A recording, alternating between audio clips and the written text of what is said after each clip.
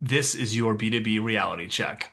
Okay, I want to talk about positioning in the AI era. I met with Robert Kaminsky and Anthony Pieri, and we were talking a lot about how positioning AI can be a bit of a trap because AI is essentially the new software, so it describes everything and therefore nothing. And it made me think about a few very particular companies who have repositioned largely around AI. And there's a couple here that I think do a really good job with positioning for this era that they want to operate in. And then there's others where I think they're almost in between two stages of their company. And we'll start with one example that I think most people here know, Docebo, which is Kyle Lacey's company. Kyle Lacey's very well known CMO on LinkedIn and on X. What I find interesting about this is Docebo at its core is very much an LMS. It's a learning management system that helps people upskill and be able to do more work better. Just largely that's the premise of the software category.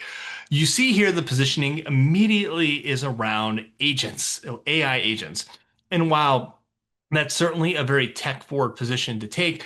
It may not necessarily reflect who their current customers are. And that's where I see a company like Docebo that just almost is transitioning between two stages. They did a huge rebrand. Also, you can see it here in the background with the Roman architecture. I actually think this was really nicely done by their brand team, and they did a great blitz with it as well, where they sent a lot of stuff to some of their key customers. It was very, very, very well done from the outside looking in.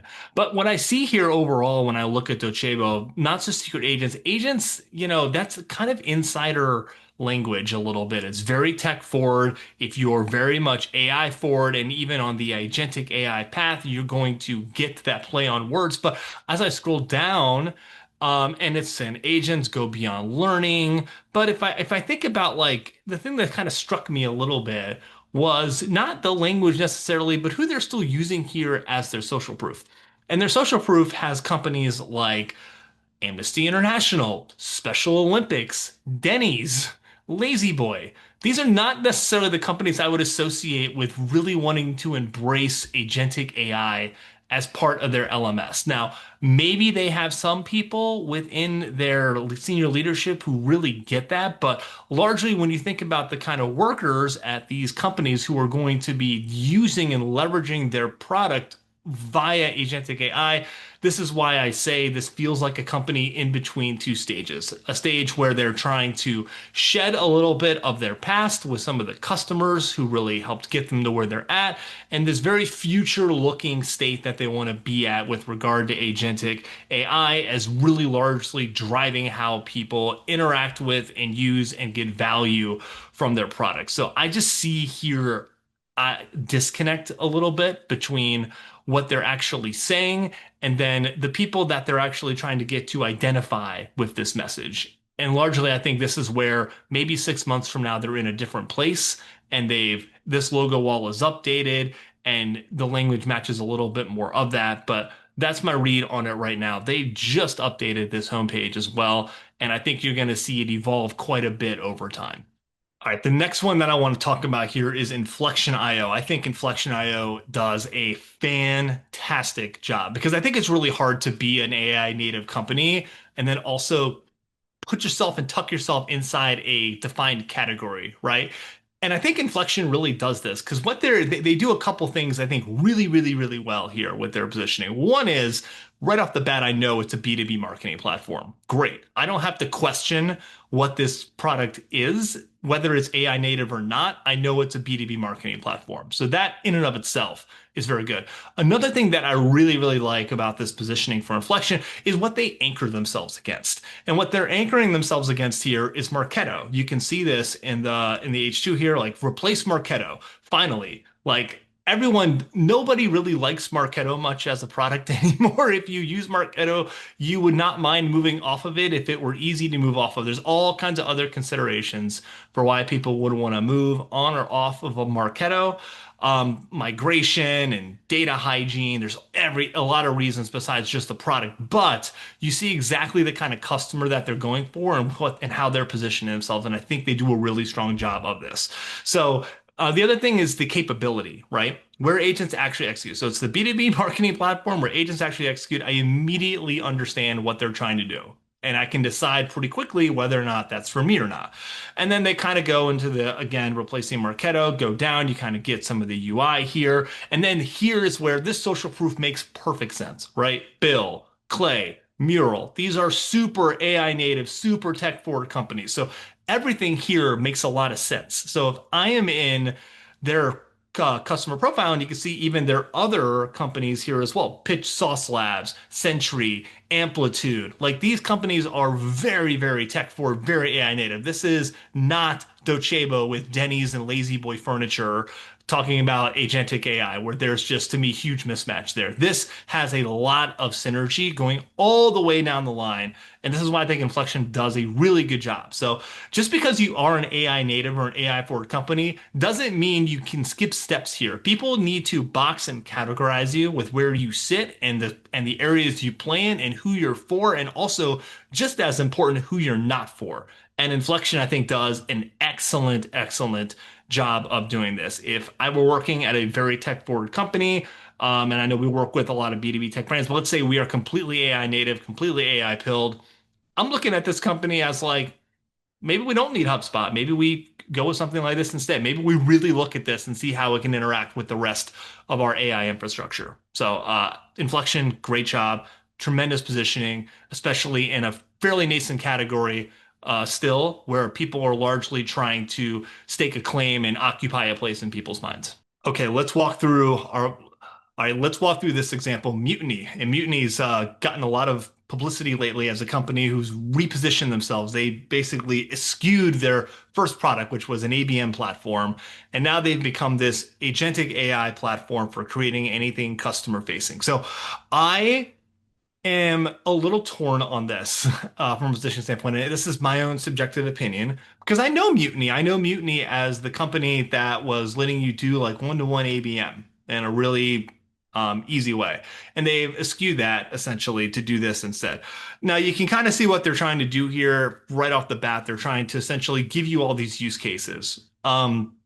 Create a case study from a call transcript. You can see build a one-to-one campaign to win. So this really becomes an enablement tool, but I really think they kind of fail to communicate that they are in fact an agentic AI sales enablement tool where that can connect a lot of their disparate intelligence layers and then create enablement tools for sales to help sell. They kind of say it a little bit here, like one-to-one landing pages, meeting recaps. So that's definitely them trying to keep a hold of what they have been and then also expand out and prepare themselves for what they feel this new future is going to be. Again, going back, I always look at social proof as such a huge anchor around they want their customers to be and who they are selling into.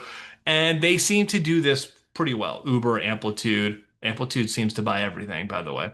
GitLab, Figma, Snowflake. So this fits. This is very tech forward product. This is a very tech forward social proof wall. So totally get that.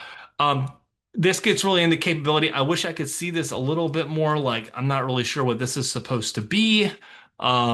So that's kind of just not a great UI. This is a better UI a little bit here. It's just I do wish it kind of would loop and repeat so I could see it. It goes very fast, right? So I want to see it a couple of times over and over and over again to interpret it also. And then this, I think, gets into a little bit of, again, going back to capabilities.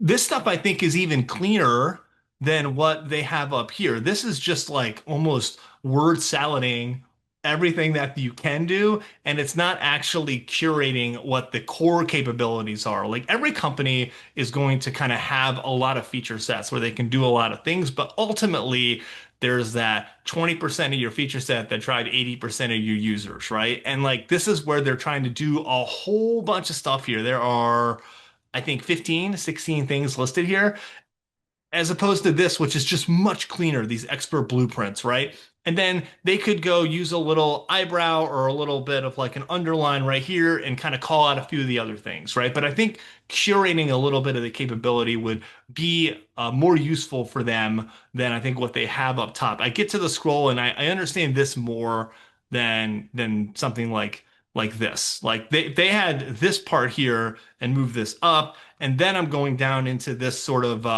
this montage of like nail this, create this, turn this into this. I would get this much more, right? And then all these other things obviously make sense. GTM teams that refuse to wait. Again, I don't really think they're categorizing their buyer very well here. Like this is probably at its core a marketing and a marketing ops tool overall. Like I'm looking for people who do sales enablement, who are marketing managers. Like that's probably the core ICP here more than anything. Maybe with a little bit of the GTM or marketing engineer mixed in as kind of a subject matter expert to help orchestrate some of this stuff. But I look at this and I think one of the other things that I'm a little disheartened by with this is I think Mutiny had one of the better distinctive brand assets with the raccoon. And I love the raccoon, and there he is down there. It's just like they're underutilizing, I think, something that makes them very distinct. Don't get me wrong, the flag, I think, is a solid, unique, distinctive brand asset, but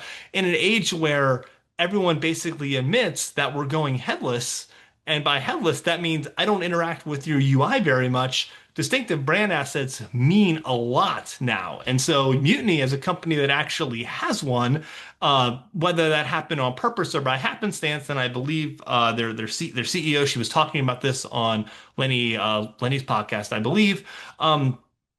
Like elevate this and make this more core. Like I feel like they are almost suppressing, I think, something that makes them memorable in the market, especially when you're repositioning yourself. You want to keep that core memory as much as you can. Thank you all for listening to your B2B Reality Check. If you are a B2B SaaS company needing help with your paid media execution and expertise, but not just that, if you need general help with elevating your marketing maturity model, Refine Labs is the B2B demand generation agency for you to choose. We have a distinct proprietary marketing maturity model that gets you from a reactive to an informed to an integrated and to a market-led place if you have the appetite to do so, predicated on way more than paid media, but also your ability to extract market intelligence insights and leverage that all the way through your GTM execution. If you have any questions, if you're interested in learning more, contact us for a free no hassle consultation. We'll gladly walk through your challenges and show you how we can get you from a path from reactive to informed, integrated, and so forth if you want to go that far. Look forward to speaking to you. Talk to you next time on your B2B Reality Check. My name is Matt Sciannella. Thanks so much for listening.